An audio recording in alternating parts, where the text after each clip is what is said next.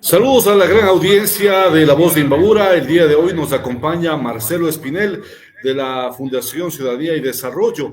Queremos empezar este diálogo y saludar a Marcelo desde la Tacunga, que se encuentra justamente él, está recorriendo todo el país, y queremos iniciar pues hablando acerca de todo el proceso que se ha dado para la designación del fiscal. Mucho se ha postergado. ¿Cómo está el estudio que se han hecho? Ustedes siempre tienen data, que es lo importante. Marcelo, un gusto tenerte con nosotros desde La Voz de Imbabura. Camilo, muy buenos días. Un cordial y atento saludo a la audiencia. Para mí realmente es de muchísimo agrado poder compartir con ustedes.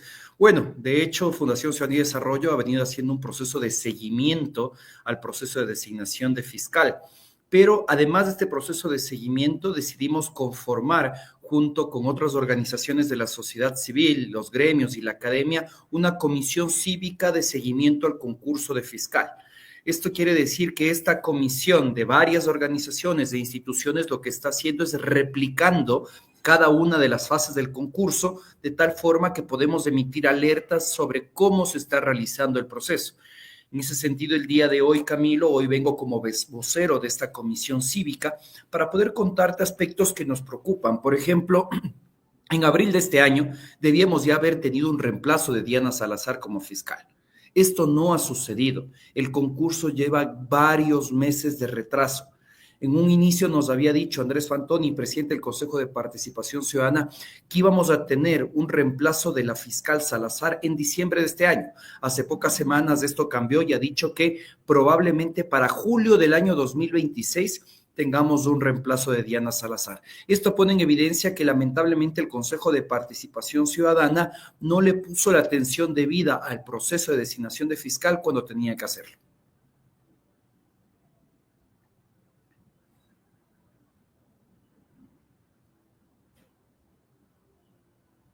Así es, justamente, y a propósito de este tema, Marcelo, ¿qué podemos decir justamente para que avance este proceso? Porque ha pasado mucho tiempo en la designación de la fiscal y hay muchos temas que tienen que ver con la justicia, con este tema de seguridad que tanto se ha hablado y que el gobierno ha venido, y ahora con la pérdida del gobierno, de sus 4 preguntas, ¿qué es lo que se espera a tu criterio, Marcelo?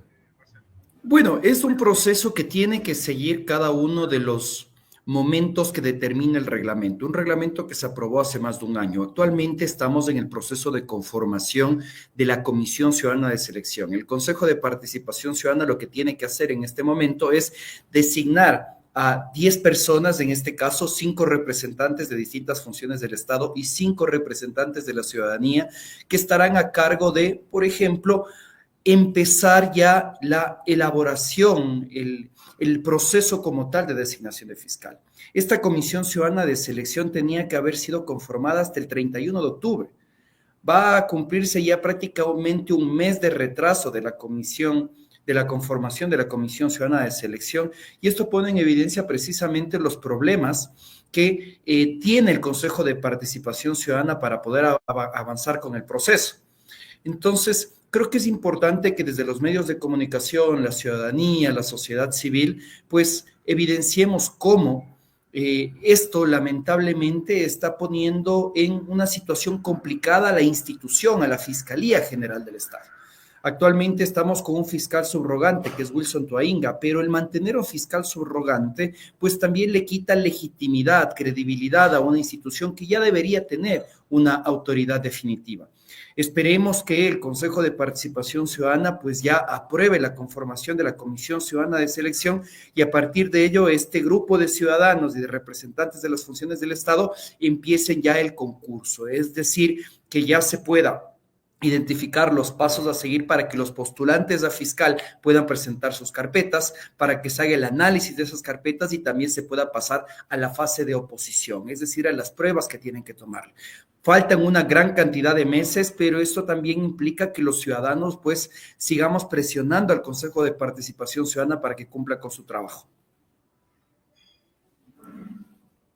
A propósito de este tema, en la conclusión del informe dice: tras el análisis de fondo de la impugnación, se concluye que bajo la causal invocada falta de probidad, idoneidad y o conflicto de intereses prevista en el artículo 41, numeral 2 del Reglamento de Comisiones Ciudadanas de Selección, el postulante Bosques Cáceres pese a haber presentado los certificados que acreditan su apoliticismo y la no titularidad de una dignidad de elección popular. En los últimos 5 años participó como candidato a asambleísta por el partido Sociedad Patriótica. ¿Qué pasa con el resto de postulantes? ¿Cómo está esta veeduría ciudadana que nos habla acerca de la falta de probidad de los candidatos a fiscales? Un alto cargo que es de gran importancia, sobre todo por el tema de lo que estamos viviendo actualmente de violencia en el Ecuador, Marcelo.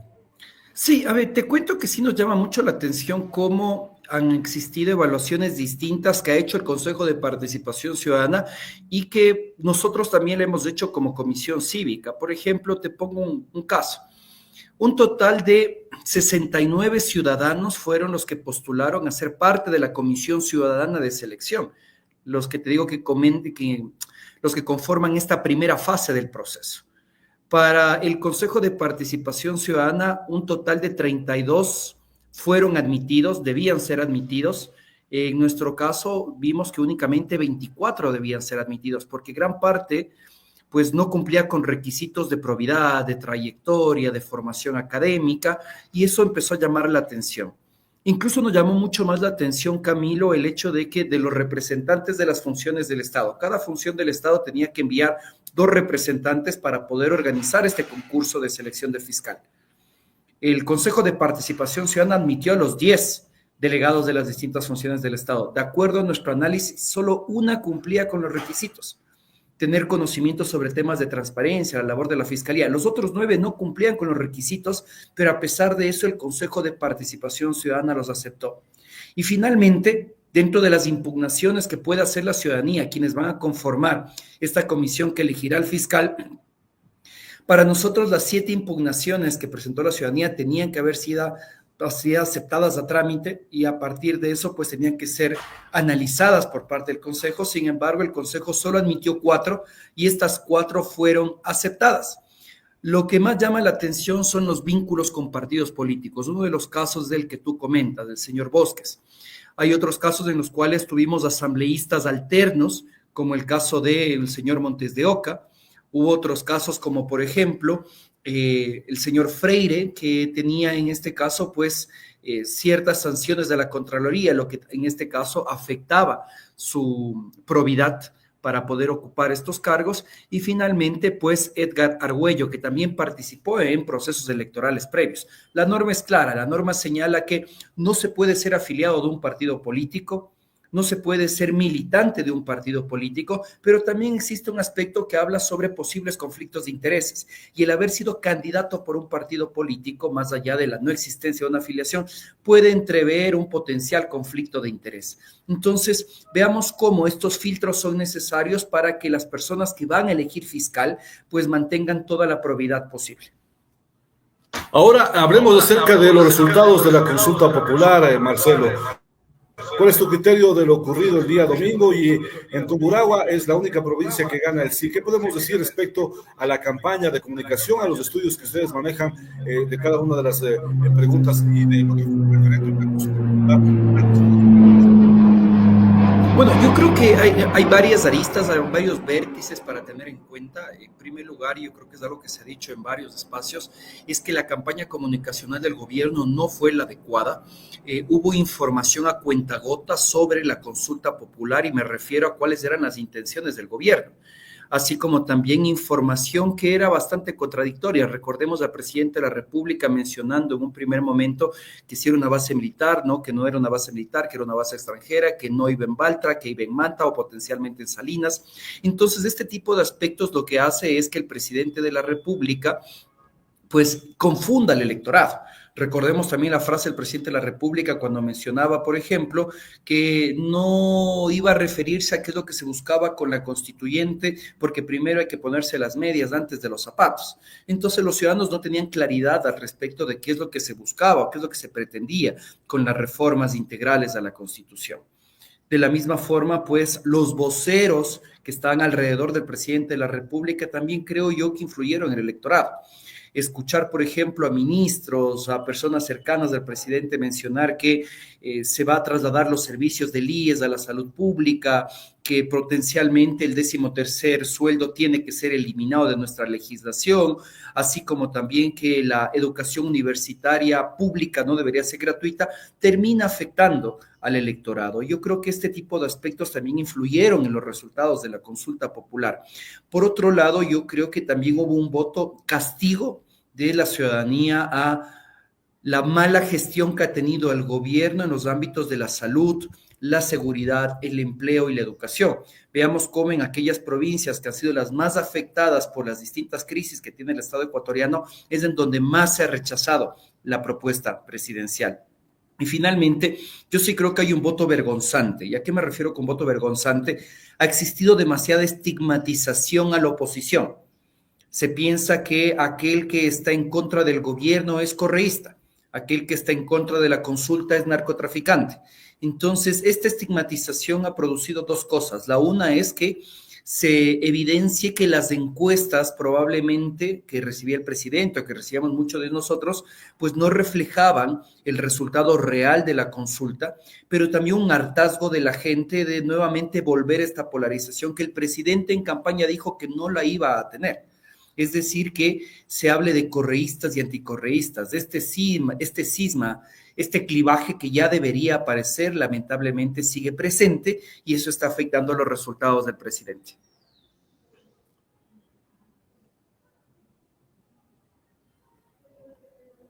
Al gobierno, ¿cuáles son las lecciones aprendidas que le deja al gobierno y estos cambios que se están dando a nivel de ministros, de pronto cambiando a uno de desarrollo humano a trabajo y de pronto rotando entre las mismas figuras que han sido cercanas al presidente Daniel Noboa? Bueno, yo tengo dudas sobre si es que realmente el gobierno está comprendiendo o no el mensaje de la consulta popular, porque en lugar de que se haga un cambio de 180 grados al respecto de su gabinete, que se dé un mensaje claro a la ciudadanía de qué es lo que se va a buscar, hemos visto a voceros del gobierno mencionar que esto no es una derrota para el gobierno, incluso la ex vocera presidencial, Carolina Jaramillo, mencionó que el presidente no estaba en la papeleta, por ende no es una pérdida para el gobierno. Me parece que es un análisis bastante errado. Por otro lado, en lugar de ver este cambio de 180 grados, vemos cómo simplemente se cambió, por ejemplo, el ministro de Desarrollo Humano que fue al Ministerio del Trabajo. Entonces veamos cómo no existe un cambio, sino simplemente cambiamos a las fichas del lugar. Hemos visto pocos cambios en la cartera de educación con Gilda Alcíbar, hemos visto un cambio en la cartera de agricultura con Juan Carlos Vega, pero en los otros aspectos que también le preocupan a los ecuatorianos, como la seguridad, vemos que este tema no se toca. Tal vez no tocan los personajes que tal vez quieren dar continuidad, pero tampoco se habla de una nueva forma de afrontar el problema. En el caso de salud, que es preocupante, lo que se ve es un encargo a la vicepresidenta, cuando lo que deberíamos tener ahí es una persona especializada en la materia de salud pública y que pueda dar una atención clara, responsable y oportuna a los problemas que estamos viviendo, así como también no vemos cambios en otras áreas que son importantes, ¿no? Que los ecuatorianos nos preocupa. Y eso sin duda, pues, pone en evidencia que probablemente el gobierno no está dando la importancia debida a los resultados del pasado domingo. A propósito, tú has tratado el tema de la salud pública, la educación y la comunicación. Se estaba trabajando con varios municipios, con varios GATS de la Fundación Ciudadanía y Desarrollo para el tema de transparencia. ¿Cómo avanza este tema? ¿Cómo se puede formar parte municipios de provincias para que puedan justamente hacer esta tan llamada transparencia? Porque seguimos viendo que en fiestas se gasta cantidad de dinero en artistas, en amplificaciones, en plataformas que al final no le ayudan a la reactivación económica que debería tener cada parroquia, cada cantón o cada provincia. Bueno, Fundación Ciudadanía y Desarrollo presta asistencia técnica sin costo, sin esperar ningún tipo de contraprestación económica a instituciones públicas para implementar modelos de prevención de corrupción, así como también de fomento a la transparencia. Es necesario únicamente pues realizar el contacto con la fundación y nosotros estaremos prestos para poder brindar este tipo de capacitaciones y asesoramiento, que insisto, pues no implican ningún tipo de contraprestación económica para nuestra institución, ni se van a erogar recursos públicos. Actualmente, pues municipios como los de Quito, el municipio de Cuenca, así como también las prefecturas de la SUA y la Prefectura de Pastaza siguen implementando estos procesos de transparencia junto con la Alianza por el Gobierno Abierto, que es una red mundial de gobiernos que están tratando de implementar este tipo de medidas de fomento de la transparencia, así como también con el apoyo de la Fundación. Sobre este segundo aspecto, yo creo que además de la responsabilidad que deben tener nuestras autoridades públicas en el uso del dinero de los ciudadanos, es importante, pues, como tú lo has hecho, Camilo, ser parte de estos procesos de fiscalización de lo público. Desde Fundación Ciudadanía y Desarrollo hemos podido apoyar a varios periodistas para que puedan adquirir conocimientos de cara a que puedan realizar investigaciones sobre el uso del dinero público, análisis de las contrataciones públicas. Es importante que se discute en los medios de comunicación cómo se está utilizando el dinero de los ciudadanos en la contratación pública. Tú debes haber visto, por ejemplo, en días pasados, como por ejemplo en el caso del municipio de Quito, se estaba pretendiendo contratar una celebración para los empleados municipales con la compra de un plato de hornado avaluado en $15 el plato, un precio completamente excesivo y que probablemente en los momentos de la ciudad no sea prioritario, ¿no? Entonces, la acción de la sociedad civil, de activistas, de medios de comunicación, presionó a la alcaldía para que ese proceso se declare desierto y que no se contrate de esta forma.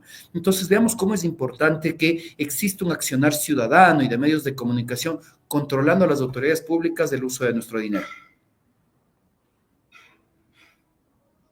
Todos los ecuatorianos, justamente la transparencia y también el rol que debemos cumplir los periodistas y los comunicadores en cada una de nuestras actividades. Marcelo, queremos desearte éxitos, agradecer por este valioso espacio y qué podemos decir respecto al rol que están cumpliendo los asambleístas, porque si ya no hay asamblea constituyente, la asamblea vuelve a tomar fuerza con esa mayoría que es muy, muy frágil para el actual gobierno. Alguien decía, pues, le pasó factura al expresidente Guillermo Lasso. ¿Qué puede pasar con las comisiones, con muchos asambleístas que no asisten a las sesiones? ¿Cómo está ese informe que ustedes siempre están revisando, inclusive en la presentación de proyectos de ley? Bueno, yo creo que si analizamos la Asamblea Nacional que está próxima a cumplir 7 meses de gestión, ha sido bastante benevolente con el presidente de la República. Le ha aprobado cerca de 6 proyectos de ley, ningún proyecto ha sido negado. Esa mayoría que bien tú dices es frágil, pues ha logrado darle gobernabilidad al presidente de la República. Yo creo que habrá que esperar si es que tras los resultados del domingo esta mayoría se mantiene. Incluso yo no descartaría que existan miembros de ADN que consideren tal vez salir de estas filas o que el mismo gobierno decida separarlos por verlos contraproducentes para su discurso, ¿no? En ese sentido, pues yo creo que el presidente de la República tiene que jugar con los elementos que tiene. Ya no existe la posibilidad de una asamblea constituyente, tiene que avanzar con procesos de enmienda o de reforma constitucional que incluso están en marcha dentro de la Asamblea Nacional. Si es que se quiere, por ejemplo, Camilo, hacer un cambio al sistema de partidos políticos, no era necesaria una reforma a la Constitución para eliminar el financiamiento únicamente, sino hay que hacer otras reformas que, por ejemplo, se pueden hacer en el Código de la Democracia y que eso está en manos de la Asamblea Nacional. Si queremos combatir de mejor manera la inseguridad, se pueden hacer reformas en el ámbito penal, en la ley de defensa, y lo propio sucede al respecto de, por ejemplo, el control de los asambleístas, ¿no? Reformar la ley orgánica de la función legislativa para tener sanciones más fuertes de aquellos asambleístas que no cumplen con su trabajo. Al momento, pues nosotros seguimos evaluando los datos de desempeño de la Asamblea Nacional y en mayo del próximo año, cuando cumpla un año legislativo, sacaremos datos que le permitan a la ciudadanía saber si es que los legisladores están cumpliendo o no están cumpliendo con su trabajo. Bien, ¿y qué podría decir respecto a la propuesta del gobierno de lo que significaba la reducción del número de asambleístas? ¿Cuál es tu criterio respecto a la baja productividad que hemos tenido en la actual asamblea? Lo que sucede es que aquí hay bastantes bemoles, Camilo. Si es que nosotros hablamos de productividad en la Asamblea Nacional, resulta que todos los periodos legislativos tienen un promedio de 50, 60 leyes aprobadas durante los 4 años. Es decir, que no es que hemos tenido unos periodos legislativos que han trabajado más y otros menos, es prácticamente similar. El problema que vemos en la Asamblea Nacional no se refiere a la cantidad del trabajo, sino a la calidad del trabajo y a la objetividad del trabajo. ¿A qué me refiero? En muchas ocasiones la integración de la Asamblea Nacional, como sucede en la actualidad y como también sucedía durante la época del correísmo, ha dado como resultado, por ejemplo, que no se fiscalice al Ejecutivo. Veamos cómo se acusaba durante el correísmo que no se fiscalizaba a los ministros de Rafael Correa ni al presidente Correa, y en la actualidad lleva más de 30 días sin sesionar la comisión de fiscalización presidida por Ferdinand Álvarez. Entonces veamos que el problema no es la cantidad de asambleístas, sino la calidad del trabajo. Vemos cómo, por ejemplo, en la actual Asamblea Nacional los proyectos de ley son aprobados con una gran cantidad de errores, no solo de forma, sino también de fondo, que después son cuestionados por la Corte Constitucional, y eso también afecta a la credibilidad de la institución. Entonces, yo me pregunto si es que la solución está en reducir el número de asambleístas o realmente mejorar la calidad del trabajo legislativo. Yo me decanto por esta segunda opción, y para poder mejorar la calidad del trabajo legislativo necesitamos que los procesos de selección de los candidatos en los partidos sean mucho más rigurosos, que de la misma forma la selección de los asesores y los equipos de trabajo de los asambleístas estén alineados a una carrera legislativa, que se cumplan requisitos, que los funcionarios de la Asamblea Nacional atraviesen concursos de méritos y oposición para ser funcionarios legislativos, y que se deje este compadrazgo, que se deje de asignar cargos al primo, al sobrino, al amigo, al cuñado, para realmente mejorar la institución. Y finalmente, pues hay que ser súper claros con la ciudadanía. Se nos pretende decir que reducir el número de asambleístas es un ahorro sustancial para el Estado. Y esto se lo maneja con datos, Camilo. Ojo, yo no estoy defendiendo el trabajo de la Asamblea Nacional, pero sí ataco la mentira. El presupuesto general del Estado, lo que gastamos todo el año para que funcione todo el país, es de aproximadamente 40.000 millones de dólares. El presupuesto de la Asamblea Nacional es de 55 millones de dólares. ¿Es una gran cantidad de dinero? Sí, pero no se compara con todo lo que gasta el Estado. Pero sobre todo no se compara con el presupuesto que utiliza el gobierno nacional, el Ejecutivo, la Presidencia de la República para publicidad y comunicación. Gastan cerca de 70 millones de dólares anuales para publicidad y comunicación, más de lo que gasta la Asamblea Nacional en un año de funcionamiento. Entonces, seamos sensatos. Si se busca un ahorro del dinero de los ecuatorianos, empecemos por casa. Eso me parece muy importante, y las reflexiones que nos acabas de dar. Marcelo Espinel es abogado por la Universidad Central del Ecuador y máster en Gobierno y Gestión Pública de la Universidad Pompeu Fabra de la ciudad de Barcelona. Durante 18 años ha estado vinculado a la sociedad civil en el Ecuador, específicamente en la promoción y defensa de los derechos humanos, así como la transparencia y el gobierno abierto, que debería ser todos los municipios, todos los GAT parroquiales, todas las prefecturas. En el año 2018, Marcelo recibió del Gobierno Nacional el Premio Nacional de Juventudes en la categoría de Liderazgo y Derechos Humanos. Fue el primer ciudadano en ocupar la silla vacía en el municipio de Quito para la discusión y aprobación de la ordenanza municipal del Gobierno Abierto, y es miembro principal del Consejo Consultivo del Gobierno Abierto del municipio de Quito. A propósito de la silla vacía, antes de concluir este diálogo interesante con Marcelo Espinel, ¿qué podemos decir? Que poco se está utilizando en los municipios y prefecturas esta silla vacía en las sesiones de consejo. ¿A qué atribuyes esta situación? ¿Falta de conocimiento o qué podría suceder? Yo creo que por el contrario, Camilo, lamentablemente muchas autoridades locales le tienen miedo a la participación ciudadana. Y por este miedo a la participación ciudadana es que no dan paso a que se utilice la silla vacía como este mecanismo legítimo de participación ciudadana. Para hacer un proceso de pedagogía con la ciudadanía, con la audiencia que nos está viendo y escuchando, la silla vacía le permite a los ciudadanos ser concejales dentro de nuestras ciudades, discutir los proyectos de ordenanza, poder votar a favor o en contra de un proyecto de ordenanza del cual nosotros tengamos conocimiento. Y para que la silla vacía funcione, los municipios tienen que emitir ordenanzas, que son estas leyes que regulan a nivel local, para que de esta forma se dé paso a que los ciudadanos ocupen este cargo. Hay muchos municipios del país que lamentablemente no han desarrollado esta ordenanza, impidiendo que los ciudadanos participen. Y otros que en cambio tienen ordenanzas de participación ciudadana que permiten, en teoría, el uso de la silla vacía, lo dan únicamente a personas que son cercanas al municipio, cercanas a la autoridad pública, para no tener críticas, para no poner en riesgo, por llamarlo de alguna forma, errada, por supuesto, su reputación y su gestión. Entonces, creo que es importante que los gobernantes comprendan que no solo se está garantizando un derecho, sino que se está avanzando a procesos de inteligencia colectiva, es decir, aprovechar el conocimiento de un ciudadano en determinado tema para que puedan construir ordenanzas que sean favorables para la ciudadanía.